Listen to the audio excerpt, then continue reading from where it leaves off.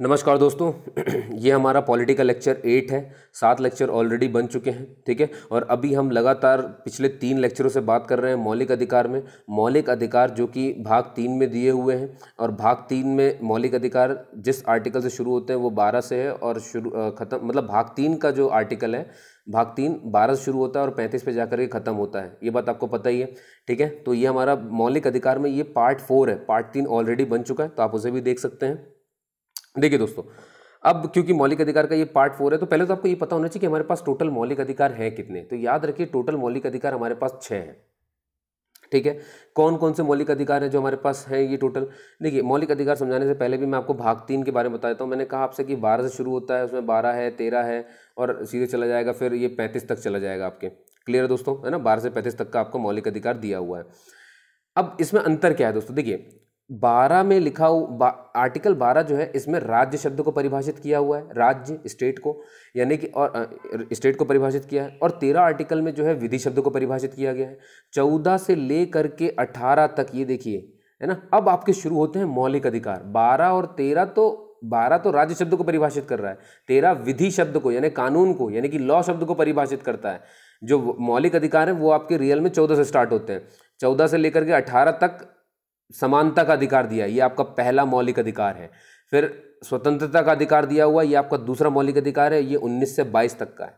फिर आपका तीसरा मौलिक अधिकार है शोषण के विरुद्ध, है ना, शोषण के विरुद्ध अधिकार, और ये आपका 23 और 24 में दिया हुआ है। फिर आपका चौथा मौलिक अधिकार है धार्मिक स्वतंत्रता, और ये 25 से 28 तक दी है। और आपका 5वां मौलिक अधिकार है शिक्षा व संस्कृति, जो कि अल्पसंख्यकों के लिए है, जो मैंने पिछले वीडियो में ऑलरेडी आपको बता दिया है, और ये 29 और 30 में दी हुई है, ठीक है। और आपका 6वां मौलिक अधिकार है जो आप इस वीडियो में पढ़ने वाले हैं, जो कि आप हेडिंग देख भी सकते हैं, संवैधानिक उपचारों का अधिकार। याद रखिए दोस्तों, पहले तो आपको ये पता होना चाहिए कि आपके 6 मौलिक अधिकार हैं कौन कौन से। समानता, स्वतंत्रता, है ना, शोषण के विरुद्ध, धार्मिक, शिक्षा, संस्कृति, और 6वां है आपका संवैधानिक उपचारों का अधिकार, ठीक है दोस्तों। अब आप सोचेंगे कि ये 6वें में लिखा क्या है।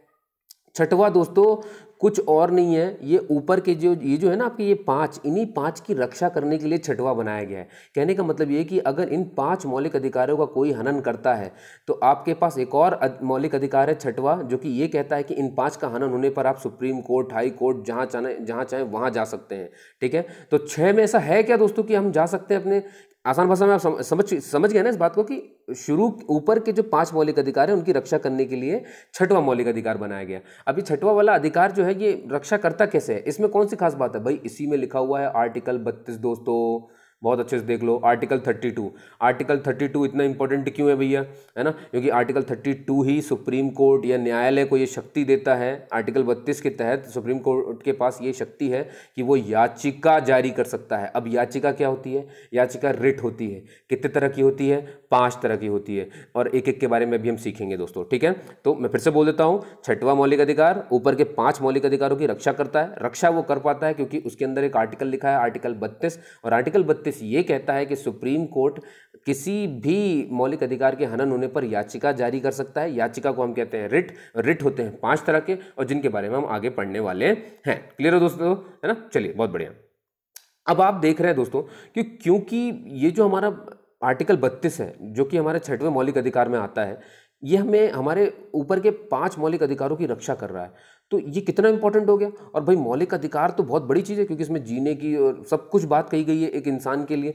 इसीलिए बाबा साहेब अम्बेडकर ने आर्टिकल 32 को संविधान की आत्मा कहा है। ये देखिए, ठीक है। लेकिन कंफ्यूज मत होइएगा, ठाकुर भार्गव जी ने प्रस्तावना को भारत संविधान की आत्मा का है, तो दोनों ने आत्मा का है। अंतर यह है कि बाबा साहेब अम्बेडकर ने आर्टिकल 32 को आत्मा का है, और ठाकुर भार्गव जी ने प्रस्तावना को आत्मा का है। क्लियर है दोस्तों, दोनों ने ही भारत की संविधान की आत्मा की अलग अलग जो है डेफिनेशन दे रखी है। इतना समझ में आया दोस्तों? चलिए, बहुत बढ़िया। अब आप ये सोचेंगे कि हमारे पास मौलिक अधिकार, ये ठीक है, चलिए छोड़िए। मौलिक अधिकार को समझाने से पहले मैंने आपसे एक बात कही है ना, पिछले पन्ने में आपको लेके चलता हूँ। देखिए, बहुत प्यारी चीज़ बताने वाला हूँ। सभी के पास एक डाउट होता है दोस्तों, और वो डाउट ये है, सभी कहते हैं सर आप कहते हो जो भाग 3 है ना, भाग 3 जो है इसे हम मौलिक अधिकार कहते हैं। दोस्तों बहुत ध्यान से सुनिएगा, है ना, आपका डाउट दूर करने वाला हूँ। इसे आप मौलिक अधिकार कहते हैं, मान लिया, है ना, मान के लिए वो तो है ही है, ठीक है। और भाग 3 में जो है दोस्तों क्या कहते हैं, आर्टिकल 12 शुरू होता है और आर्टिकल 35 तक जाता है, ये भी बिल्कुल ओके है। आपने देख लिया कि हमने 12 की बात करी, 13 की बात करी, फिर 14 से 18 की बात होती है। ये देखिए 14 से 18 यहाँ आ गया है ना, एक मौलिक अधिकार। फिर 19 से 22 दूसरा मौलिक अधिकार, 23 से 24 ये शोषण वाला, 25 से 28 चौथा धार्मिक वाला, धार्मिक स्वतंत्रता, 29 से 30 पांचवा। और क्या आपने ध्यान दिया कि जैसे ही मैंने आपके छठवें मौलिक अधिकार यानी कि संवैधानिक उपचारों का, ये देखिए छठवां जो है हमारा उपचारों का अधिकार की बात करी, तो मैंने कहा आर्टिकल 32। क्या आपके मन में डाउट आया कोई सा? आप ये बोल सकते हैं सर ये मौलिक अधिकार 5 और मौलिक अधिकार 6 में, सर मौलिक अधिकार 5 खत्म हो गया 30 में और मौलिक अधिकार 6 शुरू हो गया 32 से, और सर 30 और 32 के बीच में 31 भी तो आता है, वो कहाँ चला गया? समझ पा रहे दोस्तों? अब आखिर ये 31 कहाँ चला गया भैया? दोस्तों ये 31 अब संविधान में नहीं है, इसे हटा दिया गया है। सर क्यों हटा दिया गया है? दोस्तों देखिए समझा देता हूँ आपको क्यों हट गया ये।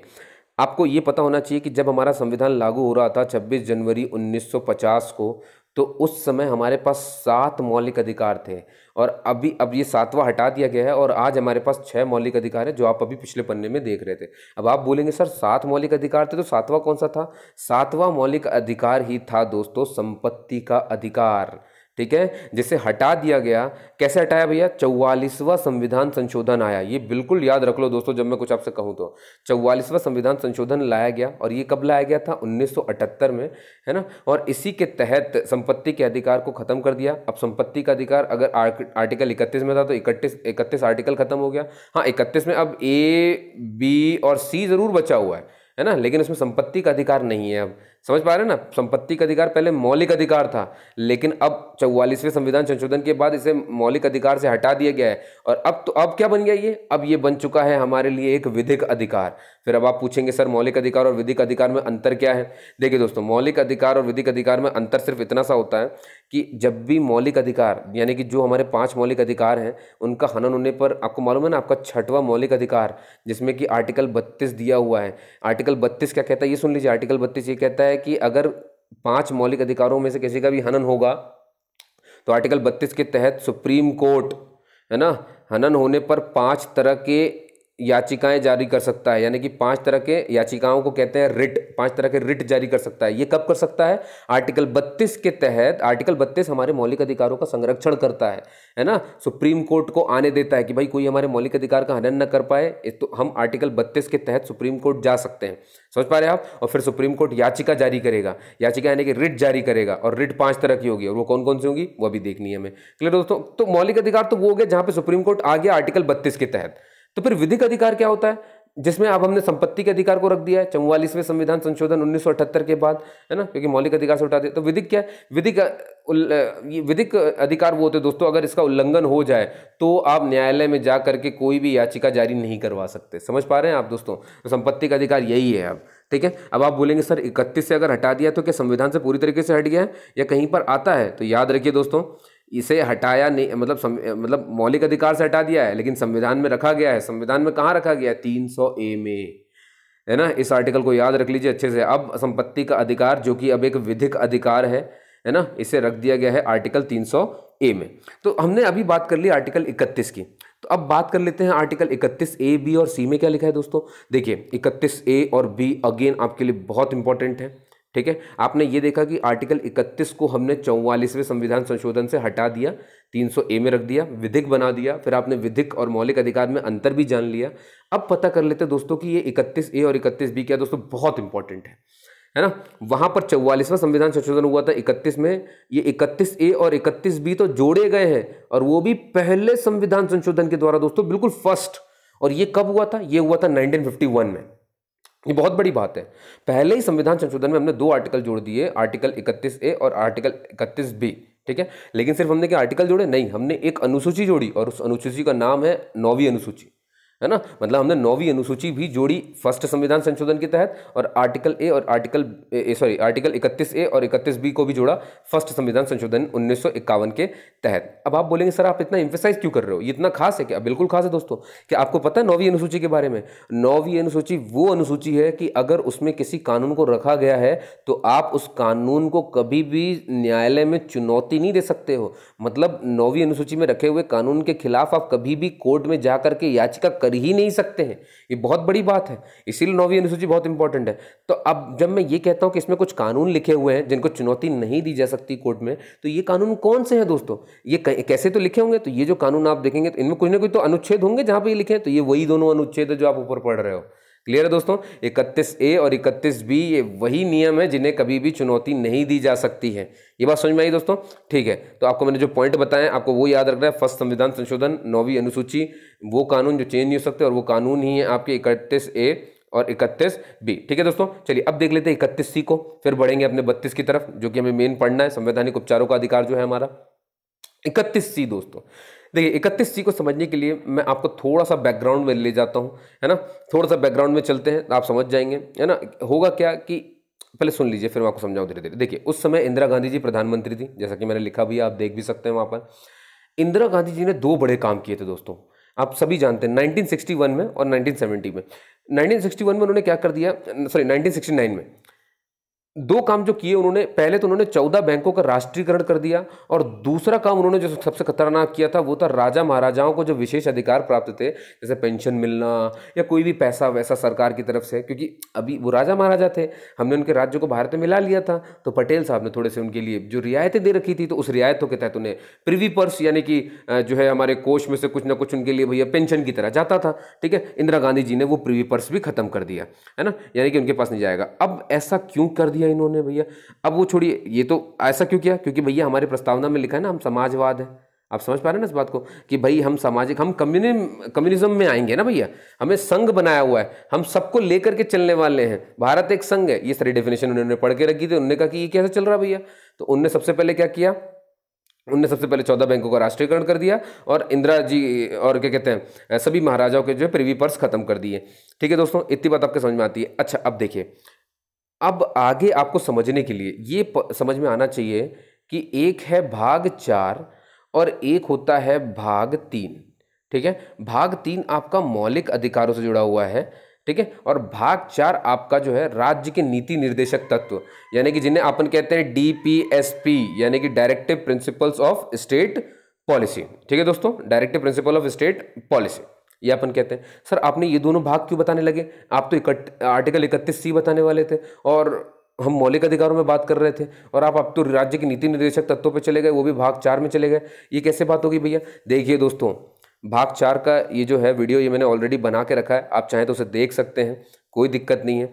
अभी मैं आपको थोड़ा सा इतना समझाने वाला हूँ कि मौलिक अधिकार और राज्य के नीति निर्देशक तत्वों में अंतर इतना सा है कि जब कोई भी, देखिए नीति निर्देशक तत्व, राज्य के नीति निर्देशक तत्वों में जो भी बातें लिखी हुई हैं उन्हें लागू करने के लिए राज्य बाध्य नहीं है, लेकिन जो बातें मौलिक अधिकारों यानी कि भाग 3 में लिखी हैं उनको लागू करने के लिए राज्य बिल्कुल बाध्य है, क्योंकि इनमें मौलिक अधिकार है। और अगर इन्हें कोई राज्य लागू नहीं करता है या नहीं मानता है तो आप बिल्कुल जानते हैं ना, आर्टिकल 32 के तहत पहुंच सकते हैं न्यायालय में, और फिर वो 5 तरह की रिट जारी कर देगा।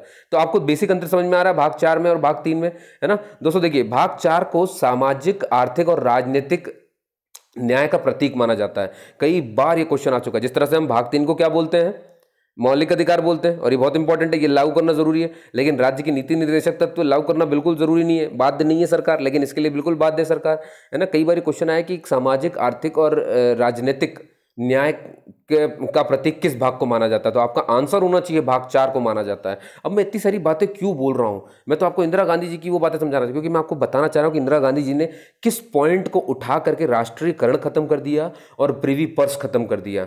ठीक है, तो मैंने अभी आपसे कहा कि भाग 4 को देखिए ध्यान सुना आपने, मैंने जो आपको शब्द कहा भाग 4 के लिए, यानी राजनीतिक, उसके लिए सामाजिक, आर्थिक और न्यायिक, है ना, उसका प्रतीक माना जाता है। तो सामाजिक और फिर आर्थिक न्याय, है ना।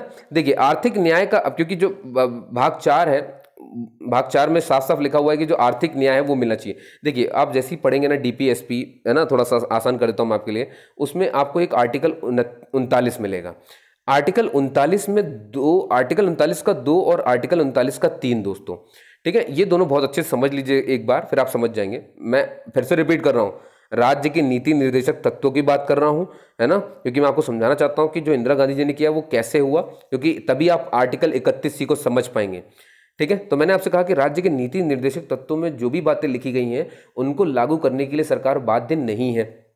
एक बात, मैं राज्य के नीति निर्देशक तत्वों में से एक आर्टिकल उठा रहा हूं, आर्टिकल 39, और आर्टिकल 39 में आपको बोल रहा हूं कि आर्टिकल 39 का 2 और आर्टिकल 39 का 3, इसको सुन लीजिए। आर्टिकल 39 का 2 जो है ये क्या कहता है भैया, इसमें लिखा हुआ है कि जितनी भी भौतिक संपदा है ना, जितनी भी भौतिक संपदा है, भौतिक संपदाओं का जो है बंटवारा या आवंटन इस तरह से किया जाएगा कि मैक्सिमम लोगों को उसका लाभ मिले। समझ पा रहे हैं? अब आप भौतिक संपदा कुछ भी समझ लीजिए भैया, है ना। आप इसे समझ सकते हैं कि जैसे कोई बहुत बड़ी जमीन है तो मालूम चला कि वो राजा महाराजा के अंडर में, उसका सारा टैक्स जो है वो राजा महाराजा ही ले रहे हैं, ऐसी वाली बात है। या उतनी बड़ी जमीन वो राजा कर क्या रहा है ना, समझ रहे हैं? तो वो अगर किसी एक आदमी के अंडर में पूरी जमीन है तो फिर तो ये थोड़ी ना समाजवाद हुआ, ये तो पूंजीवाद हो गया कि भाई इतनी बड़ी पूंजी का जो एक ही मालिक बैठा हुआ है। समाजवाद तो तब होता है कि इससे कमाई गई आय को बांट दिया जाए, तब होता है समाज के लिए यही चीज, ठीक है। तो ये होगी भौतिक, तो आप इसको जमीन से याद रख लो कि जमीन का मामला है, ठीक है। और मैंने आपसे कहा कि 39 का मैंने 2 भी याद करने के लिए कहा था आपको।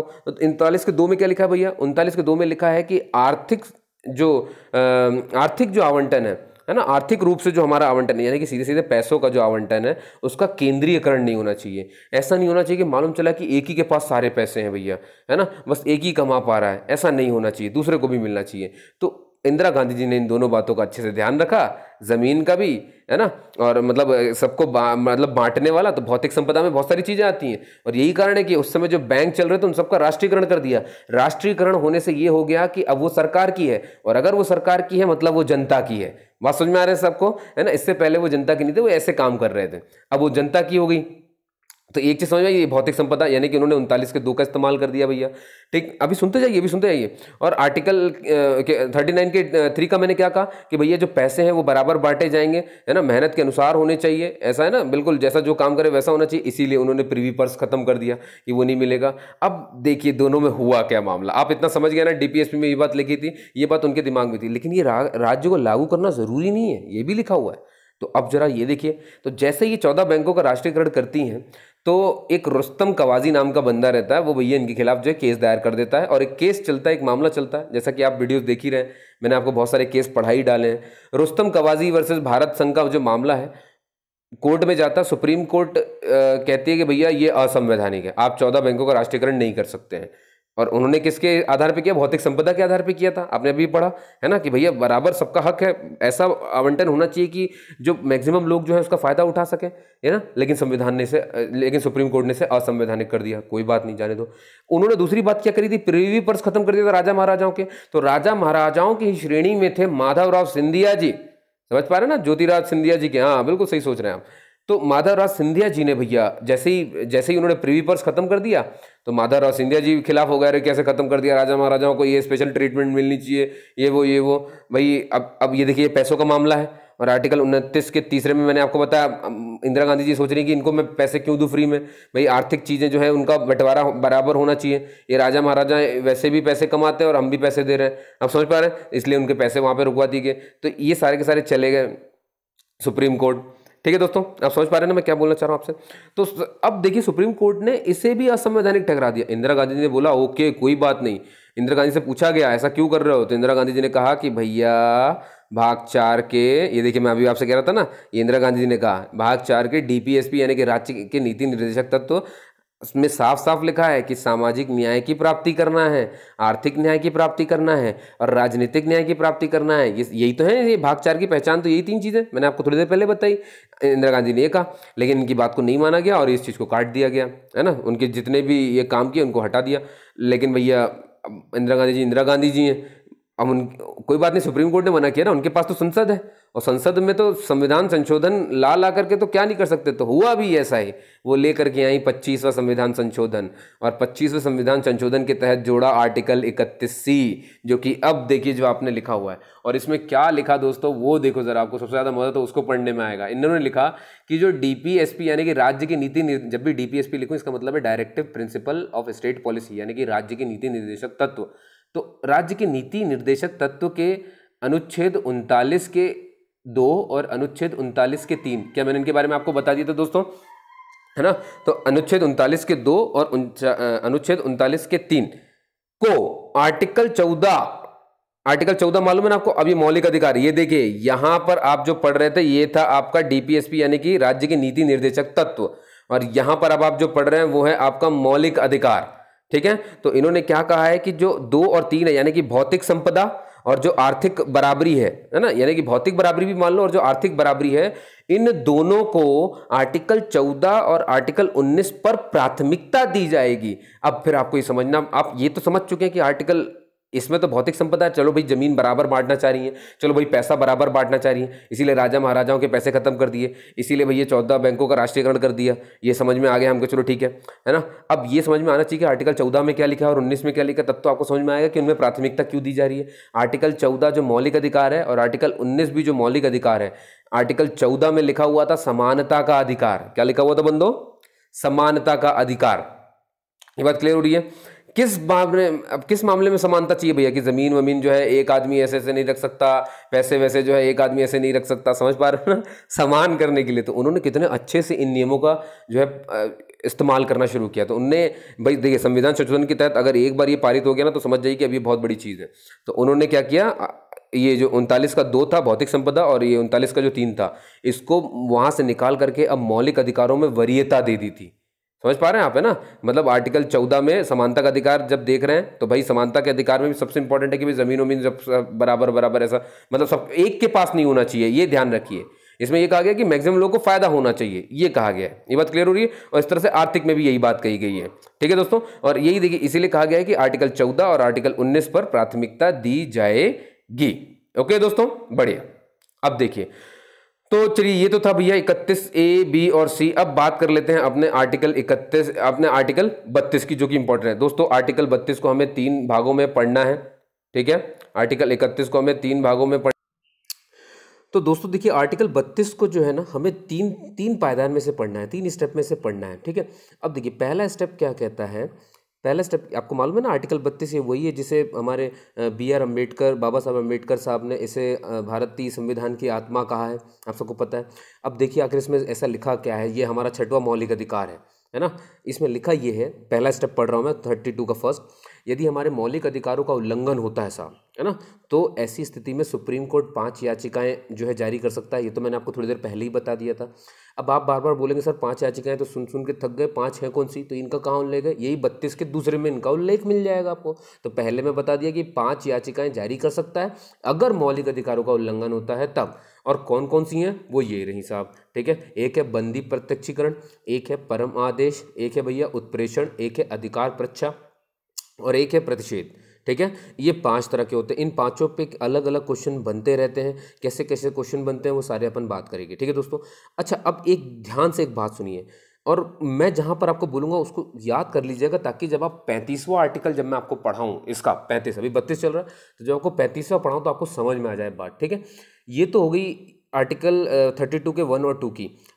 अभी तक आपने 1 और 2 में जो सुना है ना, वो ये है कि सुप्रीम कोर्ट के द्वारा जारी की जाएगी ये याचिकाएं, है ना। सुप्रीम कोर्ट आप ही सुन रहे थे। लेकिन दोस्तों क्या आपको पता है, 32 के ही तीसरे पार्ट में ये लिखा हुआ है कि संसद कानून बनाकर, देखिए संसद का मतलब क्या होता है, लोकसभा, राज्यसभा और प्रेसिडेंट, ये 3 मिलकर के संसद कहलाते हैं, आपको पता ही ये बात। ठीक है, तो संसद कानून बनाकर सुप्रीम कोर्ट के अलावा किसी भी अन्य हाई कोर्ट को या किसी भी अन्य न्यायालय को रिट जारी करने का अधिकार दे सकती है। मैं फिर से रिपीट कर देता हूं आपको, यहां पर जो वर्ड आपको याद रखना है वो ये है। आप समय अभी याद क्या रखोगे आप सर, 32 के 3 में आपने एक बार संसद याद दिलाया है। ठीक है, क्योंकि अभी अपन जब 35 में जाएंगे ना, तो 35 में बोला जाएगा संसद कानून बना सकता है, संसद कानून बना सकता है, संसद कानून बना सकता है। 35 में 4 बातें ऐसी कही जाएंगी, संसद कानून बना सकता है, संसद कानून बना सकता है, संसद कानून बना सकता है, संसद कानून बना सकता है। तो उस 35 के 4 में से एक तो यही लिखा हुआ है 32 का 3। क्लियर है दोस्तों, बस याद रखिए 35 के 4 मैंने बोले जहां पे संसद कानून बना सकता है लिखा हुआ है, केवल संसद कानून बना सकता है। तो केवल संसद कानून बना सकता है, ये पहले में क्या लिखा है, किस मामले में बना रहा है, अभी ये बता रहा है कि जो याचिकाएं सुप्रीम कोर्ट जारी करता है, जो उसका अधिकार है, उसके अलावा अगर संसद चाहे तो कानून बनवा करके सुप्रीम कोर्ट के अलावा हाई कोर्ट से भी 5 याचिकाएं जारी करवा सकती है। ये क्लियर है दोस्तों। तो ठीक है, तो ये हमने 32 देख लिया। अब समझ तो ले भैया कि ये जिनको जारी करने की बात हो रही है होते क्या है, क्या, तो एक एक करके शुरू करते हैं दोस्तों, समझते हैं इस बात को। सबसे पहले अपन करते हैं बंदी प्रत्यक्षीकरण, कैसे कैसे क्वेश्चन आते हैं वो सब देखेंगे दोस्तों। सबसे पहला क्वेश्चन आता है बंदी प्रत्यक्षीकरण को लैटिन भाषा में क्या कहते हैं, तो लैटिन भाषा में से कहते हैं हैबियस कॉर्पस। पूछा जा चुका है, आपको याद भी रखना है। ये सिर्फ ये ऐसा हिंदी मीडियम वाले ये ना सोचें कि उन्हें इंग्लिश में से पढ़ने की ज़रूरत नहीं है। हिंदी में और इंग्लिश में ऐसा नहीं, ये क्वेश्चन ऐसा पूछा जाता है कि लैटिन वर्ड में बंदी प्रत्यक्षीकरण को क्या कहा जाता है, तो ऑप्शन रहेंगे, तो याद रखिए इसे कहते हैं हैबियस कॉर्पस। अब इसका मतलब क्या होता है बंदी प्रत्यक्षीकरण का? बंदी यानी कि जो बंधा हुआ है, यानी कि जो कैदी आपने लिया उसे प्रत्यक्ष करिए हमारे सामने। इसका मतलब ये है कि शरीर सहित किसी को उपस्थित करना। लेकिन किसको, ये कब जारी करेगा हाई कोर्ट या सुप्रीम कोर्ट, ये कब जारी किया जाएगा?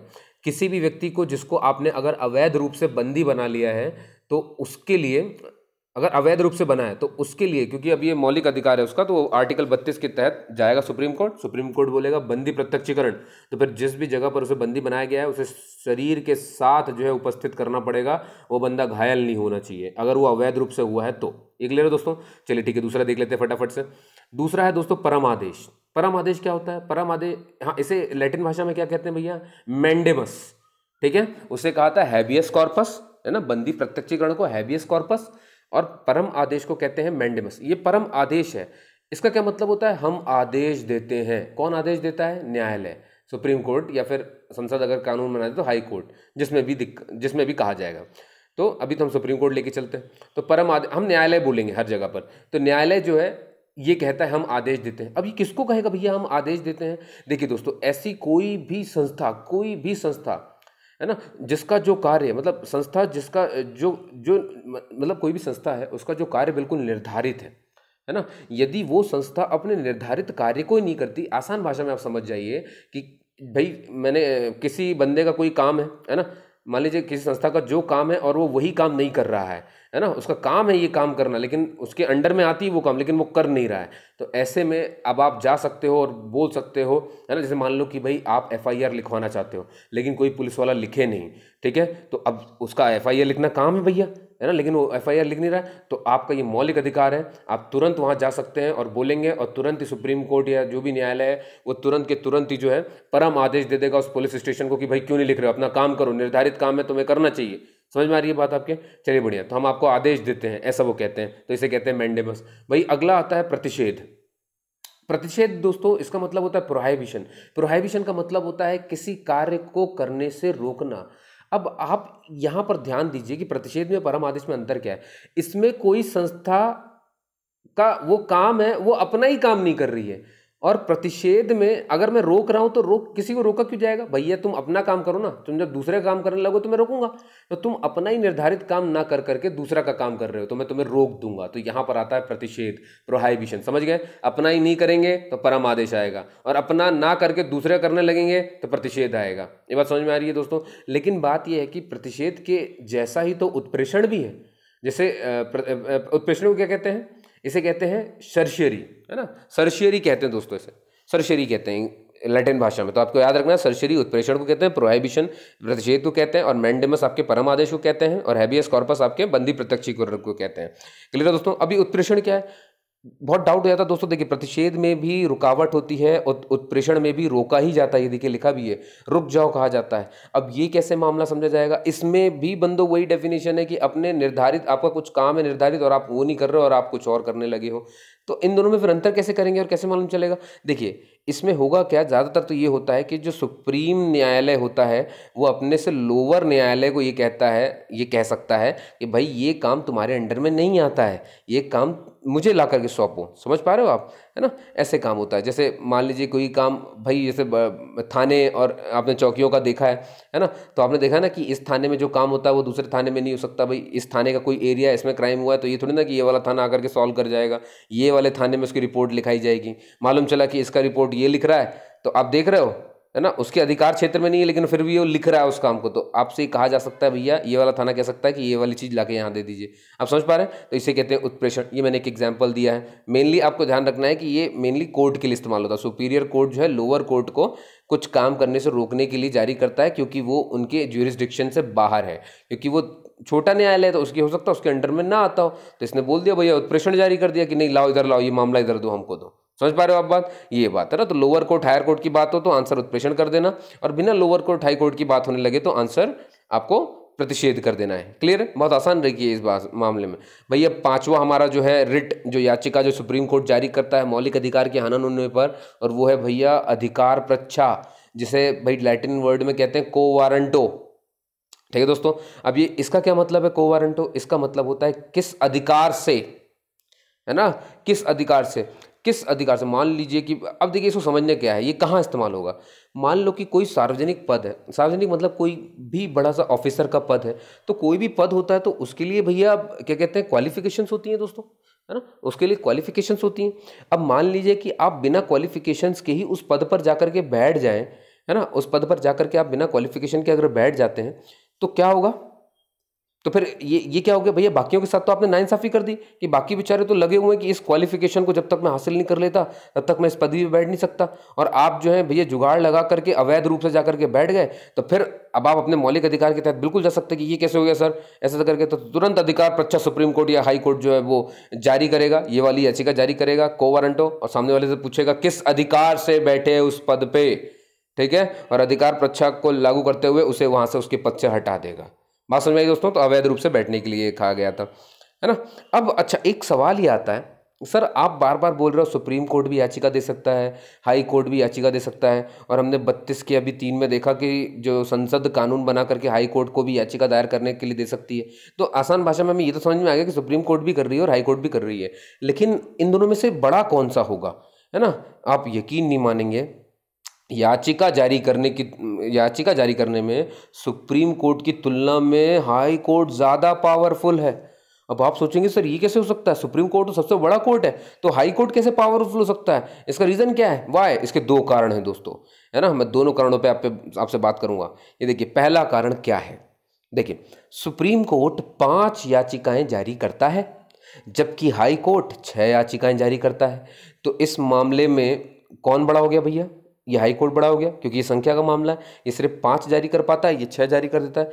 अब आप सोचेंगे सर 5 तो हमने पढ़ लिए, जो याचिकाएं जो रिट जारी की जाती हैं भाई, अधिकार परीक्षा, उत्प्रेषण, परम आदेश, है ना, बंदी प्रत्यक्षीकरण और को वारंटो जैसी चीज़ें देख ली। ये छठवां कौन सा है, छठवें को कहते हैं इंजंक्शन। और याद रखिए दोस्तों, ये इंजेक्शन नहीं है ना, इंजंक्शन है।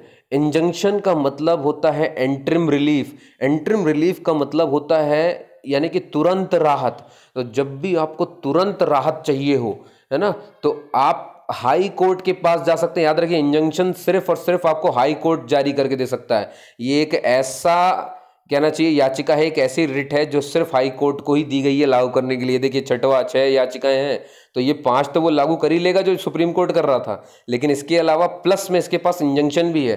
कहने का मतलब आपको बिल्कुल तुरंत राहत चाहिए, कोई भी मामला है आपको बहुत तुरंत राहत चाहिए, तो आप हाई कोर्ट जाएंगे और हाई कोर्ट आपको तुरंत ही इंजंक्शन के थ्रू वो तुरंत राहत दे देगा। क्लियर है बात दोस्तों। अब बात है कि क्या सर इसका कहीं उल्लेख है, और इसका उल्लेख क्योंकि अलग से है तो ये एक आर्टिकल में लिखा हुआ है, और उस आर्टिकल का नंबर है 226। याद रखिए दोस्तों 226 आर्टिकल में इंजंक्शन है जो कि तुरंत राहत देता है मौलिक अधिकार के तहत, और ये सिर्फ और सिर्फ जारी करने का अधिकार किसके पास है, हाई कोर्ट के पास। इतना याद रख लीजिए कि इंजंक्शन जो है हाई कोर्ट जारी कर सकता है, सुप्रीम कोर्ट जारी नहीं कर सकता। सुप्रीम कोर्ट 5 जारी करता है, ये 6 जारी करता है। क्लियर है दोस्तों, ये तुरंत राहत देता है। चलिए ये तो हो गया पहला कारण भैया कि चलो संख्या के मामले में वो 5 याचिका थी सुप्रीम कोर्ट के पास और हाई कोर्ट के पास है 6 याचिका, तो इस मामले में तो चलो ये ज़्यादा पावरफुल हो गया। दूसरा तरीका कौन सा है दोस्तों, दूसरा जो कारण है वो ये है आर्टिकल 32। देखिए सुप्रीम कोर्ट आर्टिकल 32 के तहत आपकी तभी मदद कर सकता है जब आपके मौलिक अधिकारों का हनन होगा। इसको ऐसे समझ लीजिए, ऐसे सुनिए, सुप्रीम कोर्ट आर्टिकल 32 के तहत जब आपके मौलिक अधिकारों का हनन होगा तब मदद करेगा, ये तो आप समझ पा रहे हैं। जबकि ये जो आपका हाई कोर्ट है, ये मौलिक अधिकारों के हनन होने पर तो आपकी याचिका क्या कहते हैं होने पर याचिका तो जारी करेगा ही, बिल्कुल सुप्रीम कोर्ट की तरह, लेकिन आपकी विधिक अधिकारों का भी अगर हनन हो रहा है तो भी ये याचिका जारी कर सकता है। आप अमेजिंग बात देखिए, सुप्रीम कोर्ट सिर्फ मौलिक अधिकार का हनन होगा तभी याचिकाएं जारी कर सकता है, वो भी 5 तरह की। लेकिन हाई कोर्ट की खास बात यह है कि भैया वो आपके मौलिक अधिकारों का हनन होगा तो भी रिट जारी करेगा, और अगर आपके विधिक क्या कहते हैं विधिक अधिकारों का हनन होता है तो भी वो जारी कर सकता है, ये देखिए, जबकि सुप्रीम कोर्ट ऐसा नहीं कर सकता है। तो आप देख रहे हो ना, मैं आपको बहुत क्लियर कट इन बातों को समझा रहा हूँ, इसलिए इन पर बने रहिएगा। तो दोस्तों ये थी बातें रिट जारी करने की, और मैंने आपसे कहा था 32 का 3 याद रखिएगा, संसद का कानून, कि वो सुप्रीम कोर्ट के अलावा हाई कोर्ट को भी दे सकता है। क्यों कहा था, क्योंकि 35 का आर्टिकल हमें पढ़ना है, और 35 के आर्टिकल में बार बार ये कहा जाएगा कि भैया कानून कर सकता है, कानून कर सकता है। ठीक है, तो वहाँ पर 4 बातें कही गई हैं, उनमें से एक आपने देख ली है, और अब रही आपकी ये 2। ये रहा आर्टिकल 33। आर्टिकल 33 क्या कहता है भैया? ये कहता है, ये देखिए आर्टिकल 33 ये कहता है कि जितने भी हमारे पुलिस वाले हैं, जितने भी हमारे नेवी आर्मी और डिफेंस वाले, जितने भी हमारे इंटेलिजेंस वाले हैं, जितने भी लोग इसमें आते हैं, उन लोगों के मौलिक अधिकारों में संसद कानून बनाकर कमी कर सकती है। मतलब पुलिस वगैरह, जैसे हम लोग को स्वतंत्रता मिलती है ना, जो आम नागरिक होते हैं, जो पुलिस की वर्दी में नहीं है, जो सेना की वर्दी में नहीं है, जो इंटेलिजेंस में नहीं है, इन लोगों पर जो है मौलिक अधिकार बराबर जितना लिखा है ना वो सब लागू होगा। लेकिन जो लोग वर्दीधारी हैं, जो लोग हैं ना इन सब में हैं, वो लोग के लिए पूरे मौलिक अधिकार नहीं मिलते हैं, है ना। जैसे कि आपने देखा होगा 19 का जो है, आपने जब दूसरा पढ़ा होगा, सम्मेलन बनाने की स्वतंत्रता दी गई है शांतिपूर्वक, ठीक है। अब लेकिन अगर यही स्वतंत्रता पुलिस वालों को नहीं दी गई है, पुलिस ऐसा नहीं कर सकती कि भैया गुट बना ले और इकट्ठा होकर के कहीं पे चली जाए, ये गलत होगा, समझ गए। ये मौलिक अधिकार उनके पास नहीं है, तो इस तरह से वो कमी कर सकती है। कहने का मतलब आर्टिकल 33 ही कहता है कि इन पुलिस और फोर्सेज वालों को हम आर्टिकल 19 नहीं देंगे, है ना। मतलब नहीं देंगे मतलब सीमित करेंगे या कमी कर देंगे, ऐसा समझ के रखिए आप, ठीक है। बाकी जीने की स्वतंत्रता तो उनके पास भी है दोस्तों, है ना, ये बात ध्यान रखिए। चलिए ठीक है, अब देखिए आगे देखते हैं। तो अब भी अच्छा, इसमें याद क्या रखना है, मैंने आपसे फिर से कहा था ना, देखिए जहां जहां संसद कानून आए, इस पॉइंट को याद रखते जाना। संसद कानून बना करके पुलिस, सैन्य बल और इंटेलिजेंस में कमी कर सकती है उनके। आर्टिकल 34 को देख लीजिए फटाफट से। आर्टिकल 34 से कहता है दोस्तों मार्शल लॉ, है ना। 33 कहता है पुलिस वालों और इन सब के लिए जो है मौलिक अधिकारों में कमी की जा सकती है। 34 कहता है मार्शल लॉ, है ना। और एक बात याद रखिए, दुनिया में अभी तक देश में कहीं पर भी मार्शल लॉ नहीं लगा है। पहली बात, कभी पूछा जाए तो इस क्वेश्चन का ध्यान रखिए। मार्शल लॉ का मतलब होता है सैन्य शासन, है ना। तो हमारे जो संविधान कर्ता निर्माता थे, उन्होंने ये बता दिया था कि जब भी अगर ऐसा हुआ, मान लीजिए कभी अगर सैन्य शासन लगा, तो सेना आ गई है, मतलब सेना शासन कर रही है ना। तो सेना का जब शासन हो जाएगा किसी जगह पर, किसी राज्य में, किसी जिले में, कहीं पर भी, तो किसी के मौलिक अब देखिए, जब भी सेना का शासन होता है तो फिर हो सकता है कि ऊंच नीच हो जाए, मौलिक अधिकारों का हनन हो जाए किसी बहाने। तो मौलिक अधिकारों को नुकसान पहुंचा, मान लो सैन्य शासन में होने पर अगर किसी के मौलिक अधिकारों को नुकसान पहुंचा, तो उसकी भरपाई, उसकी क्षतिपूर्ति संसद कानून बना करके कर सकती है। तो दोस्तों 3 बार आपने कानून बनाना देख लिया यहाँ पे। एक 32 के 3 में देखा, एक 33 में देखा और एक 34 में देखा, ठीक है दोस्तों। और अब पहुंच जाइए भैया, तो समझ गए ना, 34 में मार्शल लॉ है। मार्शल लॉ लगने में भी मौलिक अधिकारों को जो नुकसान पहुंचेगा तो उसकी भरपाई के लिए संसद कानून बना सकती है। पुलिस वालों के लिए कमी करने के लिए संसद कानून बना सकती है। और सुप्रीम कोर्ट से याचिकाएं ना जारी करवाना हो, और मान लीजिए हाई कोर्ट से जारी करवाना हो, तो आर्टिकल 32 के 3 के तहत क्या कहते हैं, याचिका संसद कानून बना करके ये कर सकती है। क्लियर है। तो अब देखिए आर्टिकल 35 अब आपको समझ में आ जाएगा, अगर आप अभी तक मुझे सुन रहे थे। तो ये क्या कहता है भैया? ये कहता है कि मौलिक अधिकारों के संदर्भ में कुछ बातें, वही 4 बातें, है ना, सुनना भी, कुछ बातें जिस पर इसमें कुछ ऐसी बातें लिखी जिस पर कानून बनाने का अधिकार केवल और केवल किसके पास है? संसद को है। तो अब आपको लग रहा है कि इसमें देखो मौलिक अधिकार के संदर्भ में वो सारी बातें यहाँ लिख दी गई जिनमें संसद कानून बना रही है। तो किस किस में बना रही थी दोस्तों? 33 और 34 में। तो आपको दिख जाएगा, देखिए अभी थोड़ी देर में, है ना, ये देखिए आपको दिख रहा है 33, है ना, ये रहा 33। तो भाई इसके तहत भी कौन कानून बना रहा था? संसद बना रही थी। और इसमें क्या लिखा हुआ था? इसके तहत अगर पुलिस, सैन्य बल और इंटेलिजेंस के मौलिक अधिकारों को कम करना है तो प्रावधान भी केवल और केवल कौन करेगा?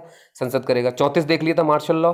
इसमें कहा गया था सैन्य शासन के दौरान अगर मौलिक अधिकारों में कोई भी कमी हो जाती है, क्योंकि सैन्य शासन में हो ही जाता है ऐसा, तो कोई भी क्षतिपूर्ति होती है या कोई भी कमी आ जाती है या कोई भरपाई करनी है, भाई किसी के मौलिक अधिकार का हनन हो गया ना, तो उसकी भरपाई भी तो करनी पड़ेगी हमें। तो उसकी भरपाई करने के लिए भी जो प्रावधान किए जाएंगे वो भी संसद के ही पास होंगे। मतलब आप समझ रहे हैं, आर्टिकल 35 में आर्टिकल 33 का उल्लेख है, आर्टिकल 34 का उल्लेख है। क्यों उल्लेख है? क्योंकि आर्टिकल 35 ये कहता है, ये देखिए मैं फिर से बोल देता हूँ, इसमें मौलिक अधिकार के उन सारे संदर्भों को रख दिया गया है जिस पर केवल और केवल संसद कानून, मतलब रिपीट कर दिया गया है, ऐसा बना है। मतलब इसमें ये ऐसा समझ लो आप कि इसमें ये बताया गया कि संसद किस किस पे कानून बना रही है, जिस जिस पे बना रही थी अभी तक वो सारे यहाँ पर रख दिए गए हैं। क्लियर है दोस्तों, है ना, मतलब केवल और केवल की बात हो रही है यहाँ पे। अब आप ये देखो, और तीसरा भी आपने देखा आर्टिकल 32 का 3, याद है? इसके तहत याचिका जारी करने की शक्ति सुप्रीम कोर्ट के अलावा हाई कोर्ट को देने का प्रावधान भी केवल और केवल कौन कर सकता है? दिख रहा है लास्ट लाइन देखो, केवल और केवल संसद कर सकती है। तो 3 पॉइंट तो मैंने आपको वैसे ही बता दिए। तो ये सब कहाँ लिखे हुए हैं, रिपीट कहाँ हुए हैं? आर्टिकल 35 में हुए हैं। ठीक है दोस्तों, तो 32(3) भी रिपीट हुआ, 33 भी रिपीट हुआ, पुलिस वाला और मार्शल लॉ वाला भी रिपीट हो गया। क्लियर है दोस्तों। अब एक बच गया जो कि आपको दिख रहा है, आर्टिकल 16। ये समानता का अधिकार का एक आर्टिकल है ना। समानता का अधिकार 14 से लेकर के 18 तक टोटल 5 आर्टिकल जो है सिर्फ समानता के अधिकार में। और समानता का अधिकार हमारा पहला मौलिक अधिकार है, आपको पता होना चाहिए ये बात। ठीक है। हमारा पहला मौलिक अधिकार समानता का अधिकार, और समानता का अधिकार 14 से 18 तक के आर्टिकल, 5 आर्टिकल कवर कर लेता अकेले। तो अब इनने क्या किया है, 16 आर्टिकल 16 का इस्तेमाल किया। समानता के अधिकार में आर्टिकल 16 वाला जो है ये अवसर की समानता है ना। आप जब पिछला वीडियो देख रहे होंगे या देख चुके होंगे तो उसमें मैंने बताया ये अवसर की समानता है। अवसर मतलब ये सरकारी नौकरियों में भेदभाव नहीं होगा, ये वो दुनियादारी लिखी है। तो जब आप पढ़ते जाएंगे तो 3 में जब आप पहुंचेंगे तो उसमें यह भी कहा गया कि भेदभाव ना निवास के स्थान पर होना, मतलब निवास के आधार पे भी नहीं होगा, कुछ नहीं होगा। लेकिन आर्टिकल 3 जो है ये अपवाद है ना, कि निवास के आधार पर राज्य जो है किसी को भी सरकारी नौकरी दे सकता है ना, प्राथमिकता दे सकता है। ये बात मैंने वहाँ पे बताई हुई है। देखिए आर्टिकल जब 16 का 2 पढ़ेंगे तो उसमें लिखा हुआ है कि किसी के भी आधार पर जो है निवास, ये सब दुनियादारी जितने भी हैं वहाँ पे आधार, उनके आधार टोटल 7 आधार दिए हुए हैं जिनके आधार पर मतलब आप भेदभाव नहीं कर सकते नौकरी देने में।